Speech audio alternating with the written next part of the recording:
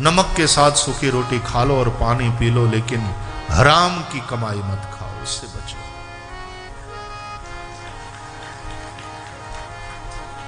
अनीति से धन होत है बरस 5 अरु 7। अनीति से धन होत है बरस 5 अरु 7। तुलसी 12 बरस में जड़ा मूल से जात। जब रावण का उद्धार किया भगवान राम ने, असुरों का निकंदन और लंका की राजगादी पर विभीषण का राज तिलक कर दिया, और जब विभीषण भगवान राम के शरण में आए कि प्रभु मेरे लिए क्या आदेश है, अब विभीषण लंकेश है, प्रभु से पूछता है कि मेरे लिए क्या आदेश है। और भगवान ने एक तो रावण इत्यादि की जो उत्तर क्रिया करानी थी सगे संबंधियों की, वो सब कराया। फिर आदेश दिया कि लंका की तिजोरी में जितना भी माल है, द्रव्य है, संपत्ति है, वो सब एक विमान में भरो और ऊपर से बरसात कर दो और लुटा दो।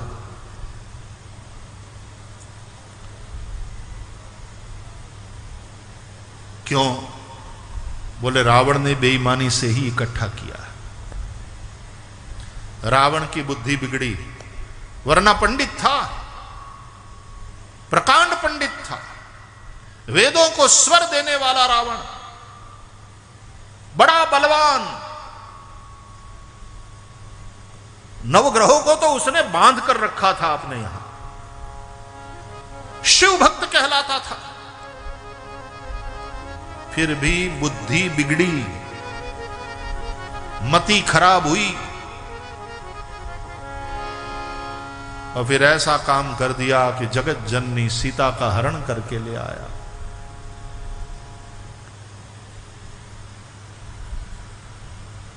सत्ता भी गई, संपत्ति गई, जान से भी हाथ धोना पड़ा। नहीं तो लंका महागढ़ बंक मिकंद समुद्र की खाई बनाई लही है।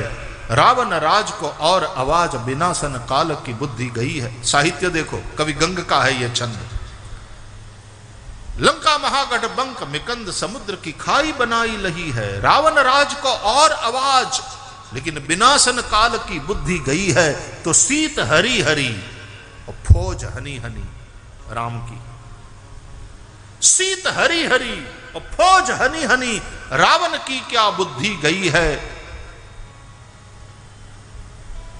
कवि गंग कहे सुन शाह कब्बर, राज की जीव की हानि भई है। यह गंग ने अकबर को सुनाया। कवि गंग कहे सुन शाह कब्बर, राज की और जीव की हानि भई। राज भी गया, जान से भी हाथ धोना पड़ा। विनाश काले विपरीत बुद्धि। बेईमानी का पैसा, बेईमानी का अन्न, बेईमानी की रोटी तुम्हारी बुद्धि को बिगाड़ेगी ही, और उस बुद्धि के चलते फिर ऐसा गलत काम करोगे, काम तमाम हो जाएगा। सूखी रोटी खाओ, नमक के साथ सूखी रोटी खा लो और पानी पी लो, लेकिन हराम की कमाई मत खाओ, इससे बचो।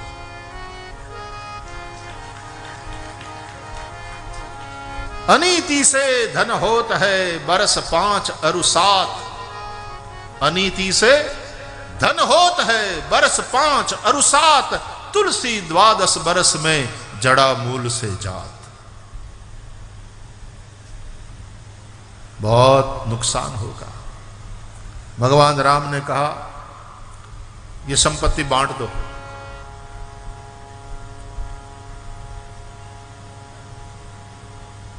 सुग्रीव ने कहा ये बानर रीछ क्या करेंगे इस संपत्ति का, और इसके तिजोरी खाली हो जाएगी, बेचारा राज कैसे करेगा। और फिर नई नई सरकार का मुख्यमंत्री ओथ टेकिंग सेरेमनी के बाद पहली ही पत्रकार वार्ता में जिस प्रकार से निवेदन करता है कि मुझे अपनी पुरोगामी सरकार के द्वारा खाली तिजोरी मिली है, इसलिए राज्य के विकास के कार्य किस तरह से करेंगे, ये बहुत बड़ा प्रश्न सरकार के सामने है। लेकिन हम पूरे कमिटमेंट के साथ काम करेंगे, मेरी सरकार पूरा कमिटमेंट के साथ काम करेगी। ऐसे भाषण हमने बहुत सुने। तो विभीषण भी पत्रकार परिषद करेगा तो पत्रकार वार्ता में यही कहेगा कि हमको खाली तिजोरी मिली है, और पत्रकार कहेंगे ऐसा कैसे हो सकता, सरप्लस था, रावण की तिजोरी में बहुत सरप्लस था। और विभीषण कहे कि लेकिन भगवान राम का आदेश था, उन्होंने आदेश दिया और इसलिए सारा धन बांट दिया गया, सारा धन बांट दिया गया, सबकी तिजोरी में 15-15 लाख सबके खाते में जमा कर दिए गए। ये क्या बेवकूफी है। लोग पूछते 15 लाख कहां है, तुम्हें मुफ्त का ही खाना है। ये मुफ्त का खाने की और मुफ्त का लेने की कैसी आदत डाल रखी है लोगों में। और पिछले वर्षों में हमने यही संस्कृति बनाई, मुफ्त का लेने की, मुफ्त का खाने की। वो गरीब कहता है 15 लाख कहां है। वो गरीब तब प्यारा लगता जब ये पूछता कि तुमने रोजगार का आश्वासन दिया था, रोजगार कहां है। ये प्रश्न पूछता तो उसके प्रति आदर होता। बिल्कुल सही प्रश्न है, यह प्रश्न पूछा जाना चाहिए, रोजगार कहां। लेकिन 15 लाख कहां, यह क्या है। मुफ्त का खाने की आदत डाल रहे हो।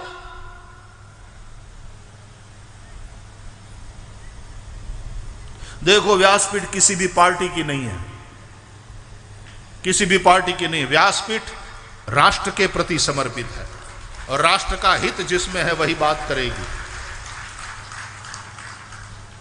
ये 72,000 रुपया हर महीना 6-6 हजार रुपया तिजोरी में डाल दिया जाएगा। तुम मुफ्त का लेने की ही आदत डाल रहे हो, तुम भी रोजगार की बात नहीं कर रहे हो।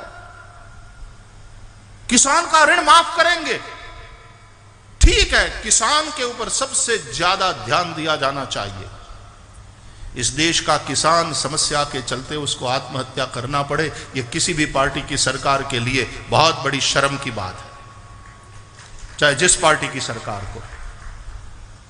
किसान और आम आदमी की आमदनी बढ़नी चाहिए, उनका बाइंग पावर बढ़ेगा तो अल्टीमेटली इकोनॉमी को उससे बहुत बड़ा फायदा होने वाला है।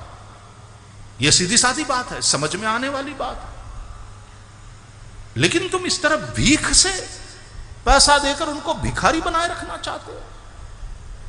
15 लाख तिजोरी में जमा करा देंगे या 72,000 रुपया हर साल का हम देंगे, ये क्या क्या बातें हैं ये। तुम लोगों को भिखारी मत बनाओ, तुम लोगों को मुफ्तखोरी मत सिखाओ, तुम लोगों को तेजस्विता से जीना सिखाओ। और इस देश का गरीब भी अपना सम्मान रखता है, वो कहता है ईश्वर ने मुझे 2 हाथ दिए हैं, मुझे भीख का पैसा नहीं चाहिए, मुझे रोजगार दो, मुझे काम दो। किसान कहता है हमारे खेतों को पानी उपलब्ध कराओ, हमारे खेतों के लिए बिजली उपलब्ध कराओ, हमें अच्छा बीज दो, हमारे हाथ में, हमारी बाजुओं में ताकत है, हम कोई भिखारी नहीं है, हम तेजस्विता पूर्वक जीना चाहते हैं, हमें अवसर दो कि हम काम कर सके। कई वर्षों से मैं अपनी व्यासपीठ से कहता चला आया हूं, पॉपुलेशन ग्रोथ राष्ट्र के सामने बड़ी समस्या के रूप में हम देखते हैं, लेकिन उसी को यदि दूसरी दृष्टि से देखा जाए तो इतना बड़ा मैन पावर है हमारे पास। 130 करोड़ का यह देश, right now we are the youngest country in the world. तुम्हें पता है इसका तात्पर्य क्या है? तुम्हें पता है ये कितनी बड़ी ऊर्जा है? तुम्हें पता है ये कितनी बड़ी एसेट हो सकती है तुम्हारी? और इस वक्त वो तुम्हारी लायबिलिटी बनी हुई है। We are not a poor country, we are a poorly manage country. Governance is poor. ये देश गरीब नहीं है, इस देश की जनता गरीब नहीं है। इस जनता के पास जो दिमाग है, इस जनता के पास जो संस्कार है, इस जनता के पास जो संस्कृति है, उससे ये जनता दुनिया की सबसे अमीर जाति में से एक है। हम गरीब नहीं है। ये देश कभी गरीब था नहीं। इन्वेडर्स ने आकर के और हमारे में फूट डाल करके और हमको, तुमने देखा हमारे कारीगरों के ये काट लिए।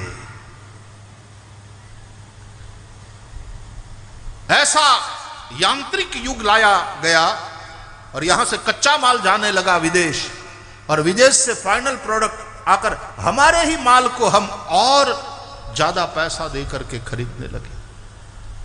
कश्मीर में जो शाल बनती थी साहब, जो कारीगर थे, जिन कारीगरों ने ताजमहल बनाया, जिन कारीगरों ने बड़े बड़े महल बनाए, बुद्धि की कोई कमी, प्रतिभा की कोई कमी इस देश को कभी, इस देश में न थी, न है, न होगी, क्योंकि कुछ इस मिट्टी का ये जादू है,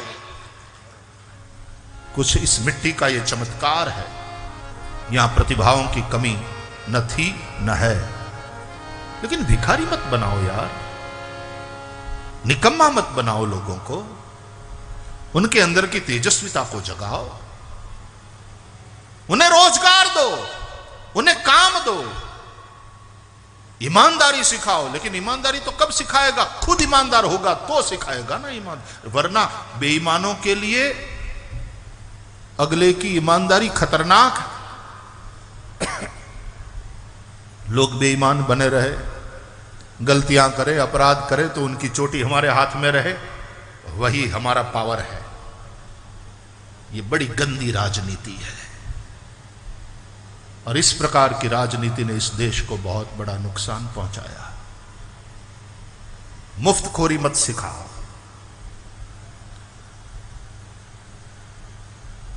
हर जगह किसानों का कर्ज माफ कर करके सत्ता में आ जाओगे, अब दिखा देना कि तुम किसानों का कैसे भला करते हो।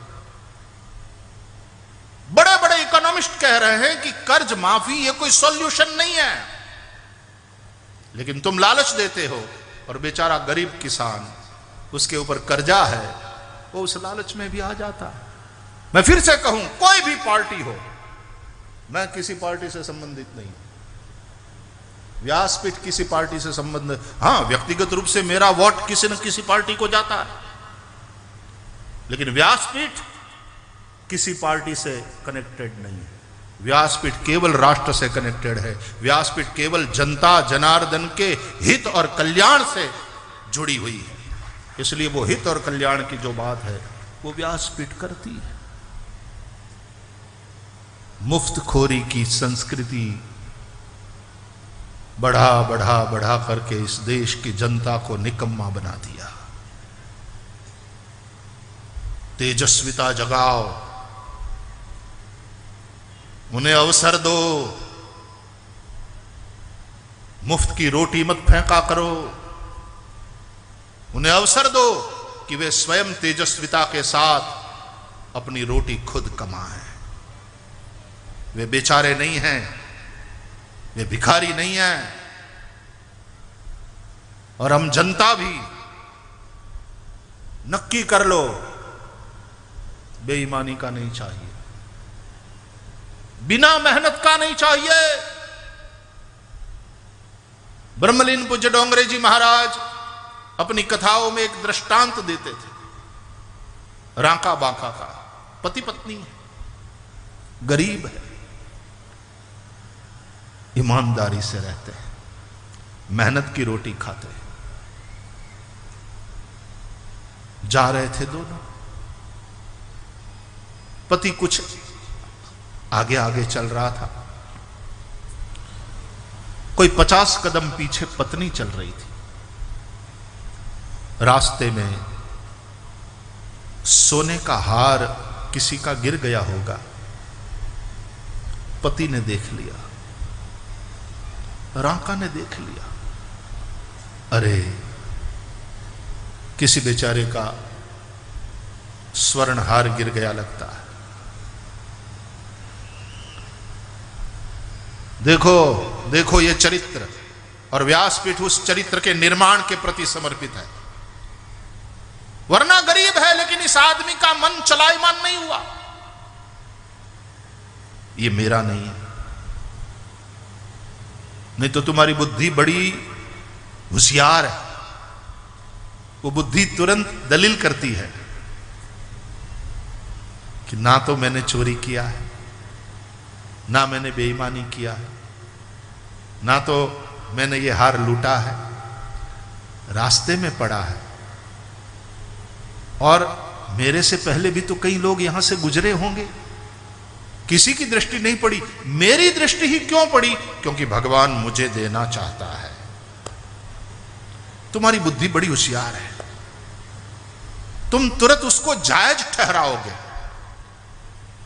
क्योंकि मैं गरीब हूं, इस वक्त मुझे बहुत जरूरत है पैसों की, इसलिए परमात्मा ने ऐसी व्यवस्था करी। देखो मेरी ही दृष्टि क्यों पड़ी, वरना परमात्मा इस प्रकार से मेरी सहायता करना चाहता है। और उठा करके प्रभु का प्रसाद मान करके आंखों से लगाकर जेब में डाल देते। ये चरित्र की कमजोरी के चलते होता है। इस देश का एक गरीब आदमी और उसका चरित्र कितना मजबूत है, यह देखो। राका ने कहा, जिसको कमाने में मैंने पसीना नहीं बहाया वो मेरा नहीं हो सकता।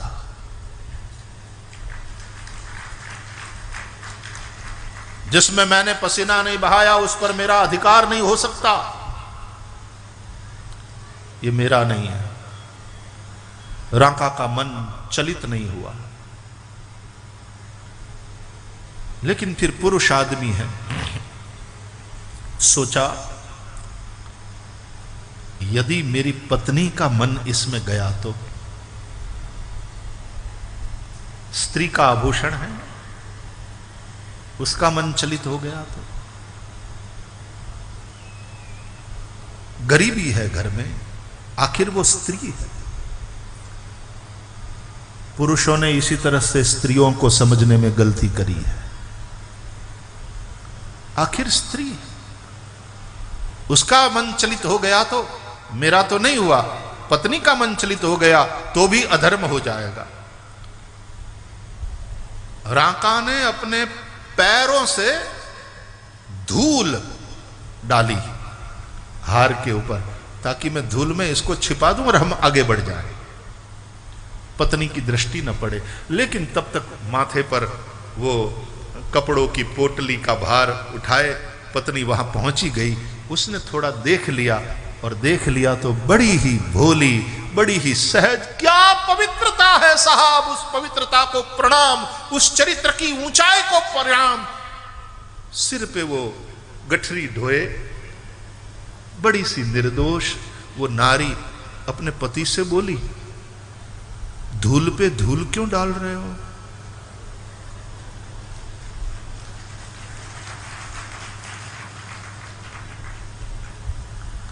धूल पे धूल क्यों डाल रहे हो? परधन धूरी समान, ये इसको कहते हैं साहब, परधन धूरी समान।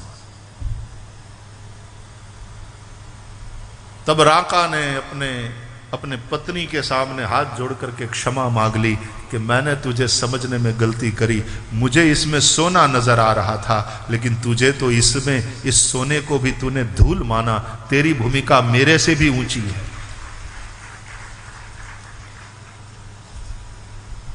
उस चरित्र का ये देश है।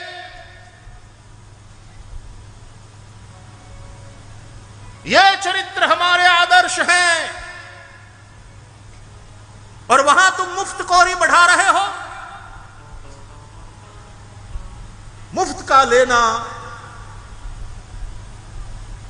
बेईमानी करना, छलना, घूस लेना, रिश्वत खाना और रिश्वत को अपना अधिकार मान लेना क्योंकि हम सरकारी कुर्सी पर बैठे हैं।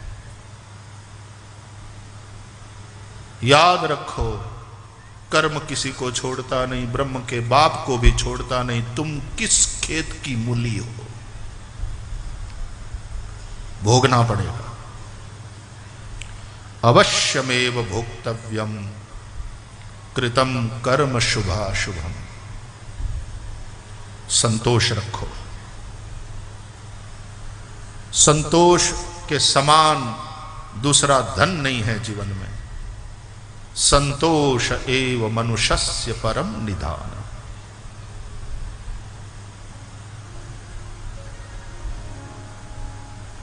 धर्माचरण केवल मंदिर, मस्जिद, गुरुद्वारे में जाने से खत्म नहीं हो जाता।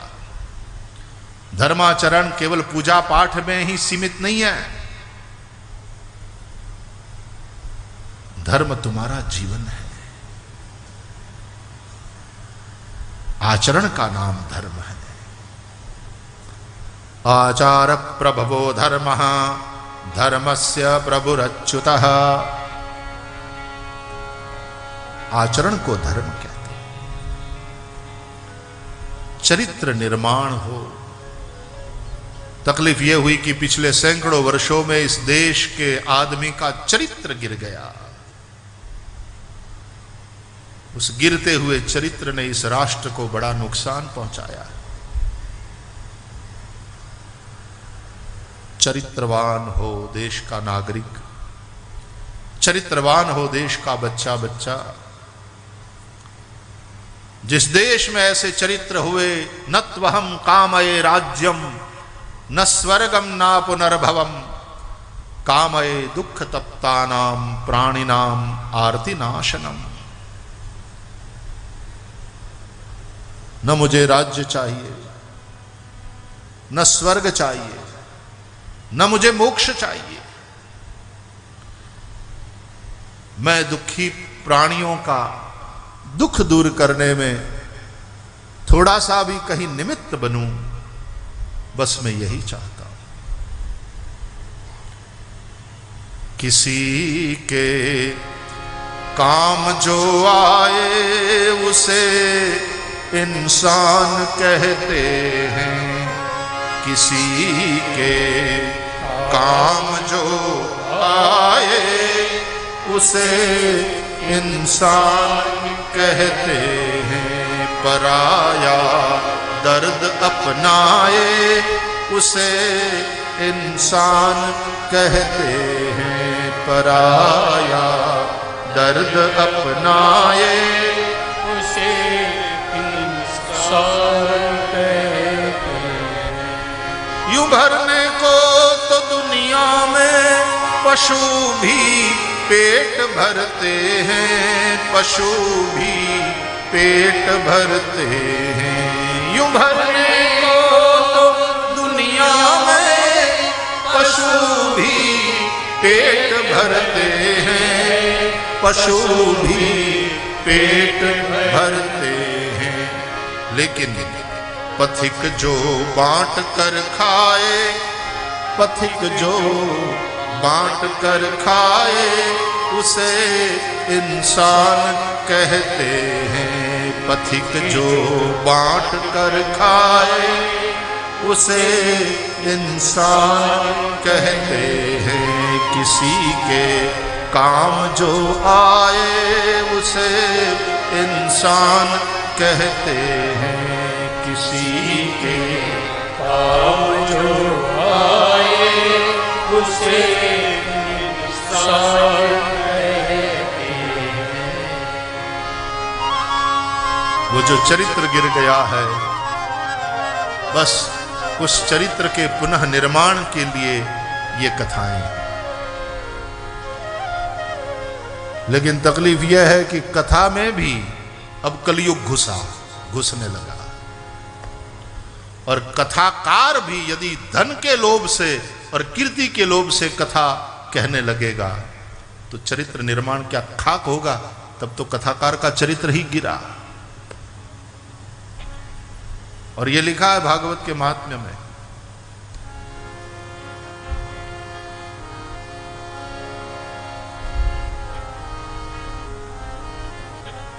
कथाकारों ने भी जब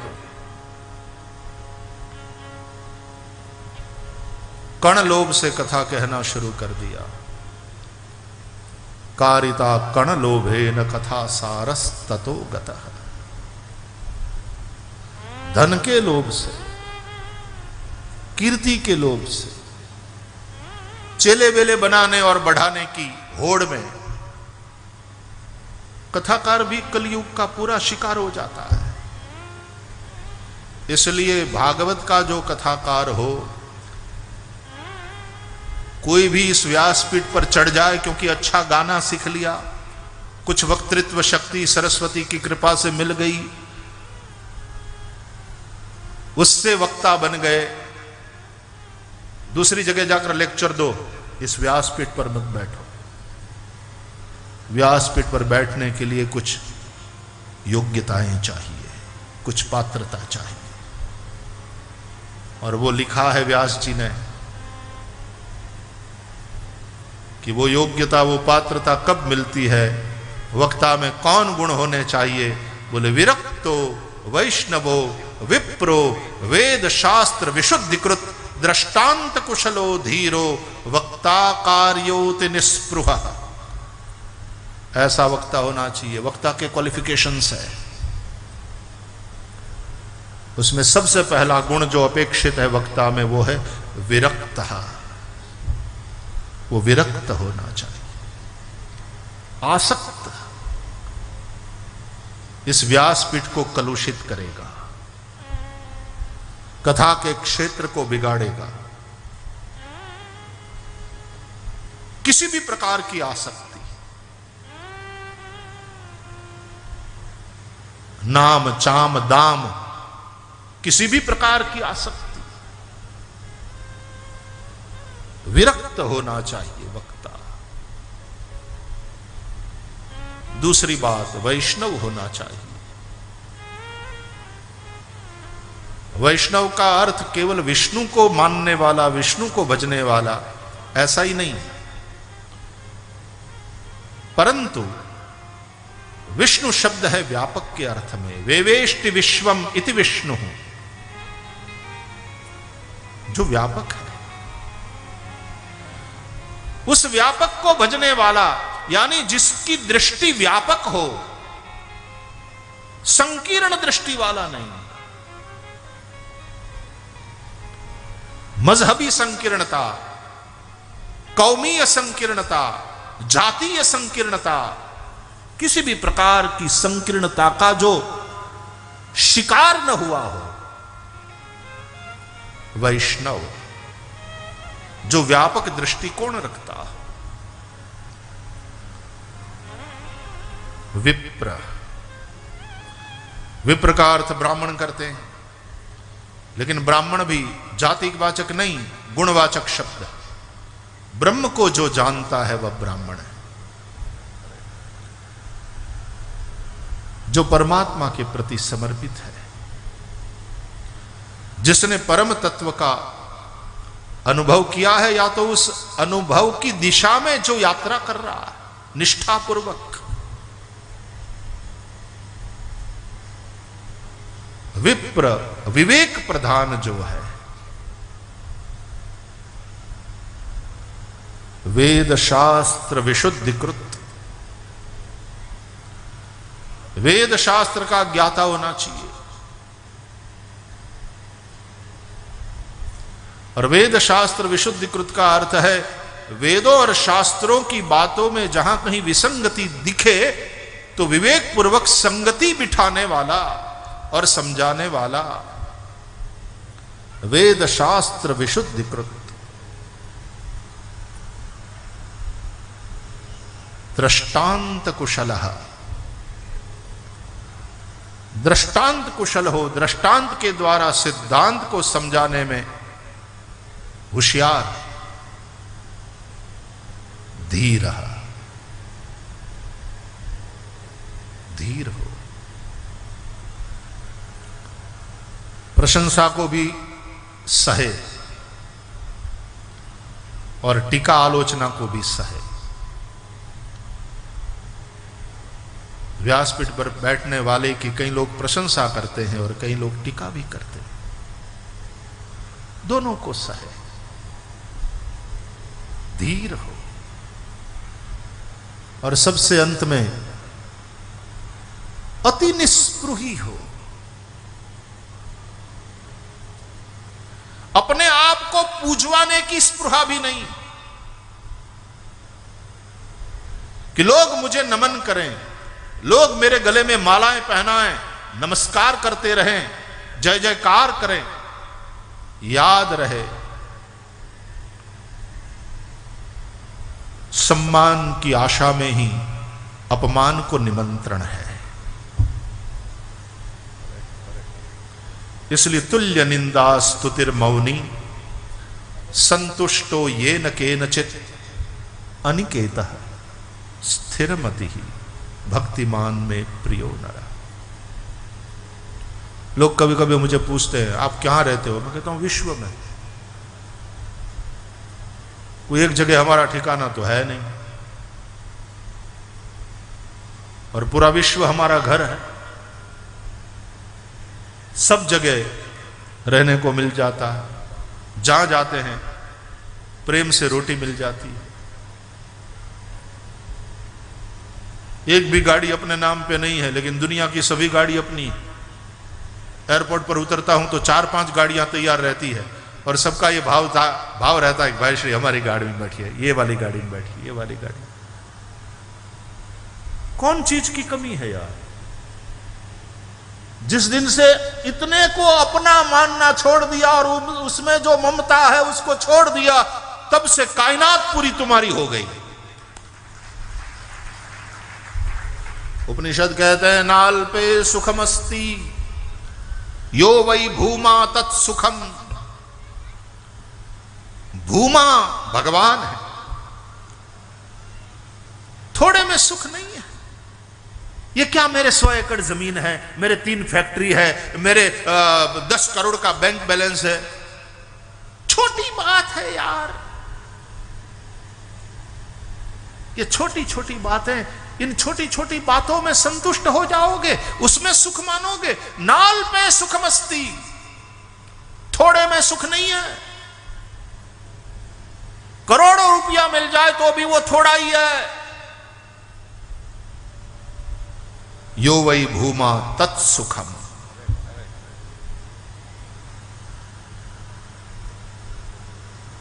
एक जमीन का टुकड़ा क्या तुम्हारे नाम पर बोल रहा और उछल रहे हो? अरे वो जमीन का टुकड़ा जब तुम पैदा नहीं हुए तो किसी और के नाम पे था, और मर जाओगे किसी फिर और के नाम पे सरकारी दफ्तर में बोलेगा। तो हकीकत में इस जमीन के टुकड़े का मालिक कौन है? बेवकूफ है जो बीच में कुछ समय के लिए अपने आप को उसका मालिक समझ लेता। ठीक है, ये व्यवहार की दुनिया है, व्यवहार के हिसाब से सब करना पड़ता है, लेकिन उसका अभिमान क्या करते हो? और उसको तुम अपना मान लेते हो। उसके जैसी बेवकूफी कोई नहीं। अरे तुम्हारा शरीर तुम्हारा नहीं है,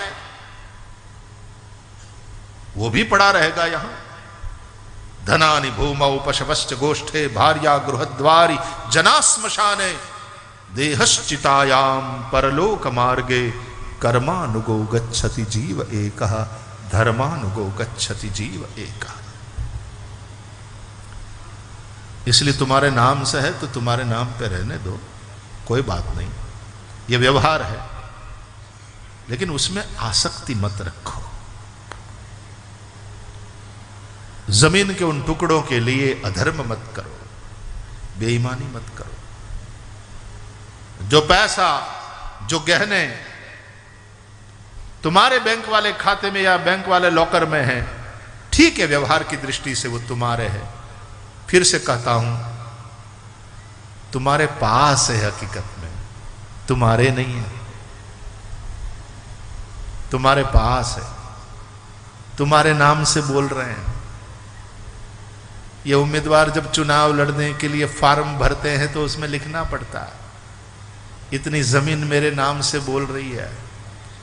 इतने मकान मेरे नाम से बोल रहे हैं, इतना गहना जवरात ज्वेलरी मेरे नाम से बोल रही है, इतनी मोटर कार मेरे नाम से बोल रही है, इतना कैश मेरे बैंक में है, सब लिखना पड़ता है।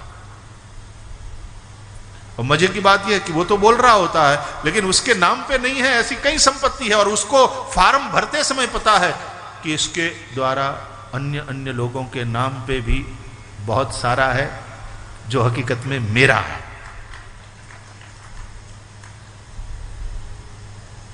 ये बेवकूफी का गुणाकार जो हकीकत में मेरा है। खाक तेरा है, तेरा शरीर भी तेरा नहीं।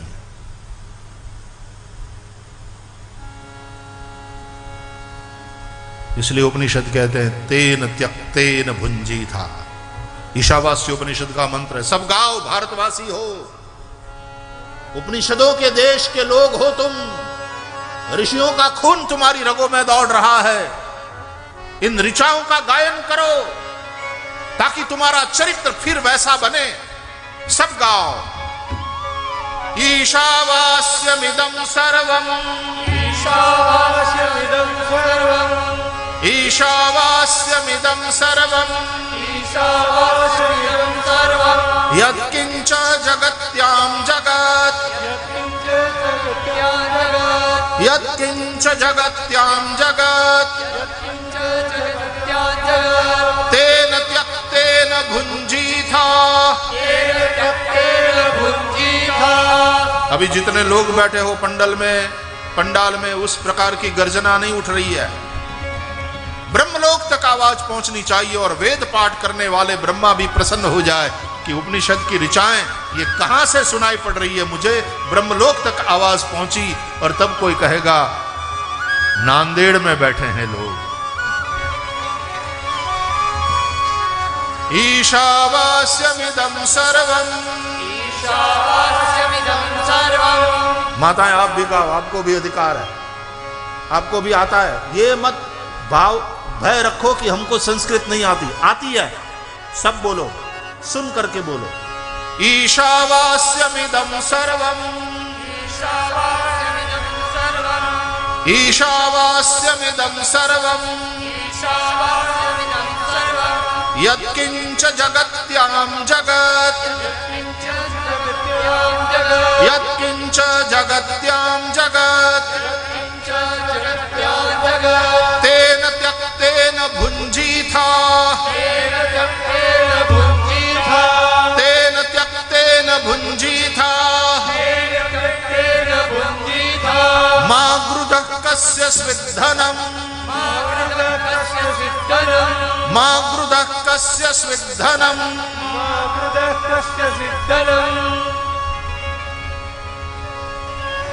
ईशमय है ये जगत। सोने के नेकलेस में कण कण में सोना ही है। इस जगत में परमात्म तत्व ही है। सर्वम खलु इदम ब्रह्म, उससे अतिरिक्त कुछ भी नहीं।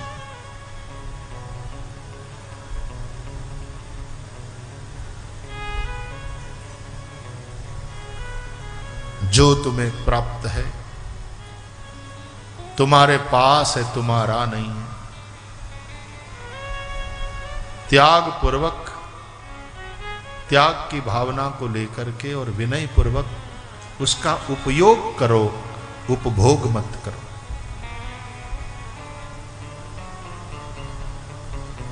त्याग पूर्वक भोगो। ये मेरे पास है, केवल मेरे लिए नहीं है, मैं बांट कर खाऊं। अपना पेट तो पशु भी भरते हैं।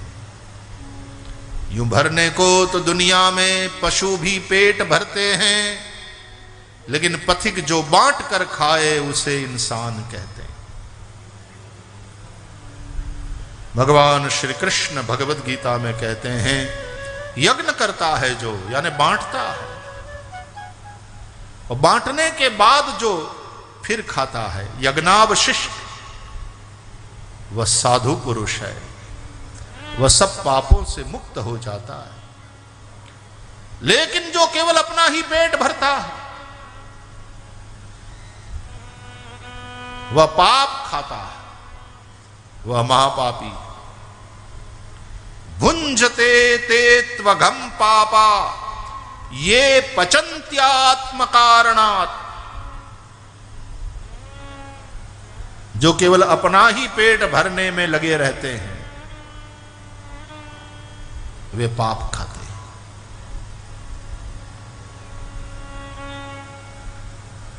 अपने लिए जीना, ये कोई जीना है? औरों के लिए जीना, धर्म के लिए जीना, मानवता के लिए जीना, इस सृष्टि के लिए जीना, वो जीना है।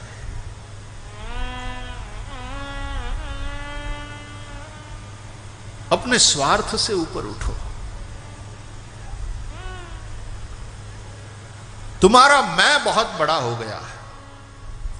हर चीज में तुम्हारा मैं मजबूती से अपना पांव रखता है।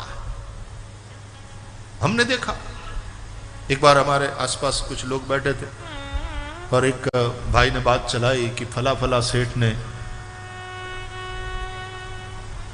50 करोड़ रुपया लगाकर अस्पताल बनाया, बहुत अच्छा काम किया।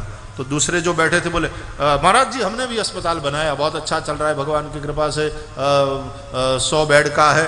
अब उसने जो बनाया वो केवल 10-15 करोड़ रुपया लगा करके बनाया था, बाद में मुझे पता चला।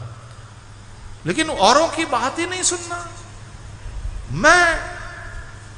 महाराज मैंने भी बनाया, अच्छा चल रहा है। तो उस 250 करोड़ लगाकर जिसने अस्पताल बनवाया, उसकी बात का छेद ही उड़ा दिया, वो चर्चा ही रोक दी। और सारी चर्चा इसने जो बनाया 15 करोड़ का अस्पताल, उसके आजू बाजू में। तो उसको बड़ा संतोष हुआ कि चलो अपनी ही बात हुई, अपनी बात हुई, अपने दान की बात हुई, अपनी अस्पताल की बात। तुम्हारा मैं इतना बड़ा हो गया है। और भागवत जिस प्रेम की आग को तुम्हारे में पैदा करेगा, उस आग में तुम्हारा मैं जलकर राख हो जाएगा।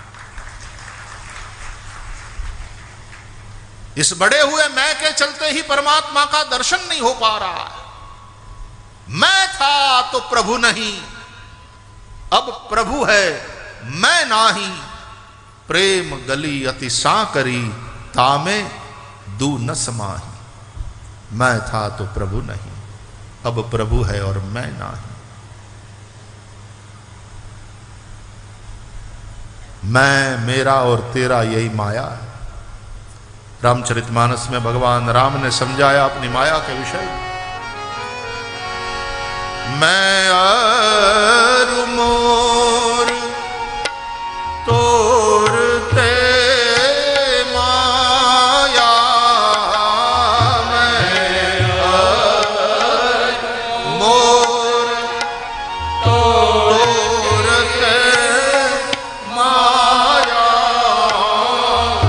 जेहि बस कीने जीव निकाया, जेहि बस कीने जीव। इस माया ने संपूर्ण जीव को वश कर लिया है। जेहि बस कीने जीव निकाया।